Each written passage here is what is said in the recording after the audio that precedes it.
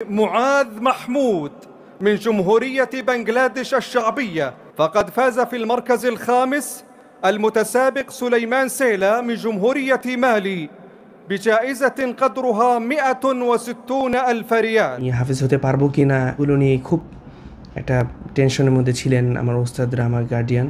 আমি ওইরকম কখনোই কোনো ভালো ছাত্র ছিলাম না এবং এখনও আমি খুব দুর্বল ছাত্র। একমাত্র ওস্তাদের পরিশ্রম এবং আমার মা বাবার দোয়া, আমার ওস্তাদের দোয়ার কারণে আল্লাহ এখানে এনেছেন। কিন্তু আমার একটাই উদ্দেশ্য, আল্লাহ তাআলার দ্বীনের যেন অনেক বড় খিদমত করতে পারি। আল্লাহ যেন আমাকে মাকবুল খাদিম হিসেবে কবুল করেন। قل ادعوا الله أو ادعوا الرحمن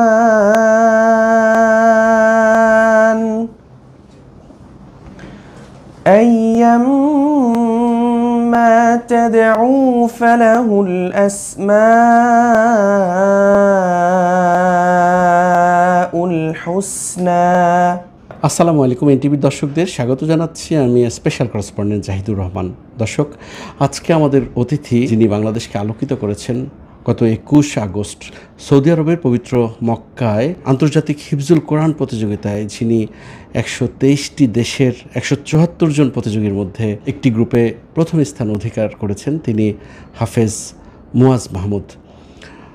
জনাব মাহমুদ, এনটিভির পক্ষ থেকে আপনাকে স্বাগতম। কেমন লাগছে আপনার এই মুহূর্তে? আলহামদুলিল্লাহ রাব্বিল আলামিন। সকল প্রশংসা আল্লাহ রাব্বুল আলামিনের, যিনি আমাকে তৌফিক দান করেছেন। আলহামদুলিল্লাহ, ভালো লাগছে। আপনার প্রস্তুতিটা কেমন ছিল? কতদিনের ছিল এই আন্তর্জাতিক অঙ্গন থেকে বাংলাদেশকে এতটা গর্বের জায়গায় আনতে? আসলে এটার জন্য তো অনেক কঠোর পরিশ্রম করা প্রয়োজন হয়। আমার এই জগতের, এই আন্তর্জাতিক প্রতিযোগিতার এই জগতে আমি 6 বছর যাবৎ প্রস্তুতি নিচ্ছি এবং সে অনুযায়ী আগাচ্ছি, প্রস্তুতি নিচ্ছি। এবং আমার শুধু ব্যক্তিগত কোনো কিছু নেই, আমার ওস্তাদ যারা আছেন তাদের অক্লান্ত পরিশ্রমের কারণেই আমার এখানে আসা সম্ভব হয়েছে। আমি আমার মার্কাজু ফয়জুল কোরআনের প্রিন্সিপাল মুফতি মুর্তাজা হাসান ফয়েজি মাসুম সাহেবের কৃতজ্ঞতা না আদায় করেই পারছি না। উনি আমার মাথার উপর ছায়ার মতো না থাকলে আমার পক্ষে সম্ভব ছিল না। অনেক সময় তিনি আমার যখন খারাপ সময় ছিল তিনি আমাকে সর্বদা শক্তি জুগিয়েছেন।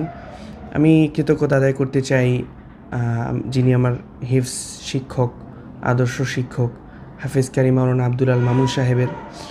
ওনাদের অক্লান্ত পরিশ্রম এবং মাদ্রাসার আড়ালে থেকে যেসব শিক্ষক মাদ্রাসার খ্যাদমত করে যাচ্ছেন, আমাদের খ্যাদমত করে যাচ্ছেন, তাদের আমি কৃতজ্ঞতা আদায় করতে চাই। আসলে এই বিষয়ে এই লাইনের মেহনতগুলো অনেক লম্বা সময় ধরে করতে হয়, যেহেতু আন্তর্জাতিক কম্পিটিশন। তো এখানে প্রত্যেক দেশের সেরারা আসে। তো এটা আসলে একদিন 2 দিনে হয় না, এটি বহু বছর, একটি লম্বা সময় খুব মেহনতের মাধ্যমে আগাতে হয়। আপনার ভবিষ্যৎ পরিকল্পনা কি? আপনি নিজেকে কোথায় পৌঁছাতে চান, যেতে চান? আমার ভবিষ্যৎ পরিকল্পনা যদি বলতে চাই তাহলে আমি জানি না আমার পরিকল্পনা আসলে আমি কতটুকু যেতে পারবো, কিন্তু আমার একটাই উদ্দেশ্য, আল্লাহ তাআলার দ্বীনের যেন অনেক বড় খিদমত করতে পারি। আল্লাহ যেন আমাকে মাকবুল খাদিম হিসেবে কবুল করেন। আপনার জন্ম, শৈশব, কৈশোরের কিছু স্মৃতি আমরা জানতে চাই। আমার জন্ম আলহামদুলিল্লাহ ঢাকাতেই হয়েছে এবং আমি এভাবেই বড় হচ্ছি, ঢাকাতেই ছিলাম। স্মৃতি যদি বলতে চাই, আসলে আমি যখন হিফজ শুরু করি, আমার একেবারে জীবনের আমার শুরু থেকেই আমি এই মাদ্রাসায় পড়াশোনা করে আসছি। আলহামদুলিল্লাহ আমার 11 বছর যাবৎ আমি এখানে পড়াশোনা করছি। তো আমার সকল স্মৃতি, সব কিছু এই মাদ্রাসাকে জুড়ে, এই মাদ্রাসাই আমার সব কিছু। তো স্মৃতি বলতে আসলে আমি ওইরকম কখনোই কোনো ভালো ছাত্র ছিলাম না। আমি আসলেই খুব দুর্বল ছাত্র ছিলাম এবং এখনও আমি খুব দুর্বল ছাত্র। একমাত্র ওস্তাদের পরিশ্রম এবং আমার মা বাবার দোয়া, আমার ওস্তাদের দোয়ার কারণে আল্লাহ এখানে এনেছেন। তো যদি স্মৃতি বলতে চাই, আসলে আমার একটা সময় আমার খুব কষ্ট হচ্ছিল, আমার আমি হাফেজ হতে পারবো কি না, তখন এগুলো নিয়ে খুব একটা টেনশনের মধ্যে ছিলেন আমার ওস্তাদরা, আমার গার্ডিয়ান।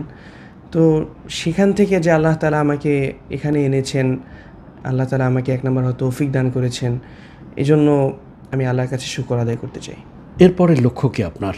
এখন আলহামদুলিল্লাহ হিফজ বিভাগ যেটাকে বলে, শুনানি শেষ করেছি। 5 বছর অতিবাহিত আলহামদুলিল্লাহ হয়েছে। এখন কিতাব বিভাগে পড়াশোনা করছি ইনশাল্লাহ। আর 4 বছর শেষ হলে ইনশাল্লাহ আল্লাহ যদি সব ঠিক রাখেন তাহলে আমি আল্লাহ তাআলা আলেম হওয়ার তৌফিক দান করবেন। তারপরে আমার লক্ষ্য হচ্ছে যে আলেম হলে তারপরে যদি কোনো স্পেশাল পড়াশোনা করা প্রয়োজন হয় সে পড়াশোনাগুলো করে ইনশাল্লাহ আল্লাহ দিনের খিদমতে নেমে যাব। সেটা কি দেশে না দেশের বাইরে? আমার লক্ষ্য সারা পৃথিবীব্যাপী যত খিদমত করা যায়, আল্লাহর দিন যত ছড়ানো যায় তত আমি আল্লাহ তাআলার কাছে যাব। আপনি বলছিলেন যে আপনি একজন দুর্বল শিক্ষার্থী ছিলেন, মাঝে মাঝে ভেঙে পড়তেন। সেই সময়টায় পেছন থেকে আপনাকে কে শক্তি যোগাতো, অনুপ্রেরণা যোগাতো? আলহামদুলিল্লাহ এমন একটা প্রতিষ্ঠানে আমি আসতে পেরে অবশ্যই আল্লাহ রাব্বুল আলামিনের কাছেই শুকরিয়া আদায় করতে চাই যে আল্লাহ রাব্বুল আলামিন নিজ হাতে আমাকে ধরে এমন একটা মানে আমি অবশ্যই বলতে পারবো যে এই প্রতিষ্ঠানটি সারা পৃথিবীর শ্রেষ্ঠ একটা প্রতিষ্ঠান। কারণ মানে সকল দুর্বল ছাত্রদেরকে যে এভাবে বিশ্বজয় করতে পারে এটা আসলে অসম্ভব। এটা ওস্তাদের অক্লান্ত পরিশ্রম, দোয়া ছাড়া অসম্ভব। তো আলহামদুলিল্লাহ আমি তো এখনও বলছি যে আমি খুব দুর্বল ছাত্র ছিলাম, কিন্তু ওস্তাদের পরিশ্রমের মাধ্যমেই এই মার্কাজুল ফাজিল কোরআন এরকম শত শত ছাত্র গড়তেছে। তো আমার পিছনে আমি সর্বপ্রথম সবচেয়ে বেশি আমি যাকে প্রাধান্য দিতে চাই তিনি হচ্ছেন মুফতি মুর্তাজা হাসান ফয়জী মাসুম সাহেব। তিনি আমাকে মাথার ওপর ছায়া হিসেবে ছিলেন, আমি তার কৃতজ্ঞতা আদায় করতে চাই। এই যে অভাবনীয় একটা সাফল্যের পালক যুক্ত হলো আপনার জীবনে, এই বিজয়টা আপনি কাকে উৎসর্গ করছেন? আলহামদুলিল্লাহ এই বিজয়টা আমি মার্কাজুল ফাজিল কোরআনকে উৎসর্গ করতে চাই। কারণ মার্কাজুল ফাজিল কোরআন না থাকলে হয়তো আজকে আমার পক্ষে জীবনও সম্ভব ছিল না। এজন্য আমি মার্কাজুল ফাজিল কোরআনকে উৎসর্গ করার পাশাপাশি আমার মা বাবাকে আমি এই কৃতজ্ঞতাটা জানাতে চাই। এনটিভির দর্শকদের জন্য কি বলবেন? আসসালামু আলাইকুম, আশা করি সকলে ভালো আছেন।